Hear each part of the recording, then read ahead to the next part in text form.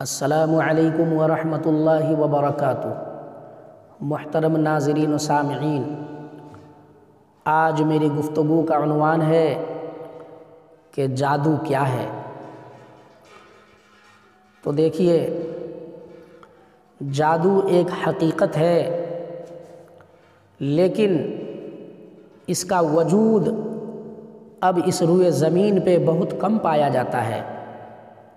جس زمانے میں جادو کا عروج تھا، اس زمانے میں ہزاروں سے زیادہ اقسام جادو کے تھے، لیکن ابھی اس روئے زمین پہ جو اس کے ماہرین ہیں، ان کے مطابق 700 اقسام ابھی جادو کے موجود ہیں، جس سے لوگوں کو نقصان پہنچاتے ہیں۔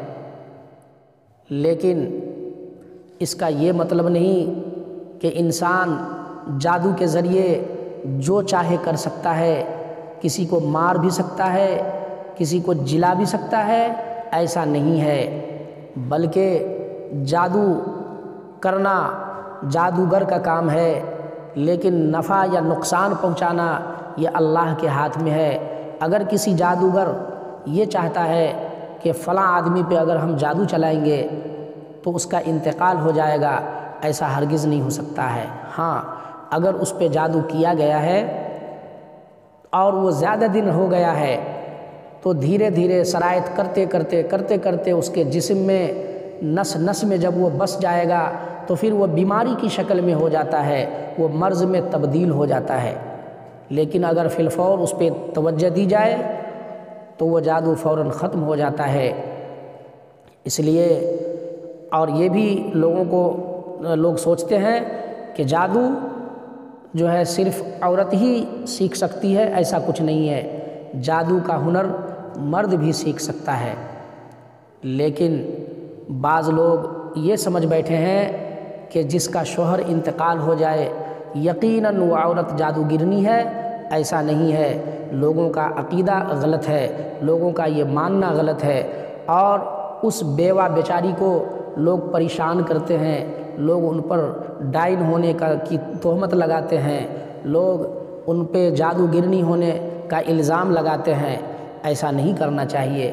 جب تک کسی بھی چیز کی تحقیق نہ ہو جائے، اس خبر کو نہ تو پھیلایا جائے۔ حدیث کا مفہوم ہے کہ جھوٹا ہونے کے لیے اتنا ہی کافی ہے کہ کسی بھی خبر کو بلا تحقیق پھیلا دیا جائے۔ بھائیو، جادو تو ہے، لیکن اس کے بارے میں اتنا وہمی نہیں بننا چاہیے، اور یہ جادو اب زیادہ پایا بھی نہیں جاتا ہے۔ لوگوں کو اپنے کام سے فرصت کہاں کہ لوگ جادو سیکھیں، اس لیے پایا تو جاتا ہے جادوگر، لیکن بہت کم پایا جاتا ہے۔ اس لیے کہ اور یہ جادو جو کرتے ہیں تو وہ شرکیہ کفریہ منتر کے ذریعے سے کرتے ہیں اور لوگوں کو نقصان پہنچاتے ہیں۔ لیکن جادو کی کاٹ بھی ہے۔ اگر کوئی جادو کرتا ہے تو جو عامل ہیں وہ اپنے عمل کے ذریعے، اپنے دعا تعویذ کے ذریعے جادو کو ختم کر سکتا ہے، کاٹ سکتا ہے۔ ہاں، اگر مرض میں بدل گیا ہے تو پھر دعا تعویذ بھی ہوگا اور ساتھ ہی اس کی دوا بھی چلے گی، یقیناً وہ ٹھیک ہو جائے گا۔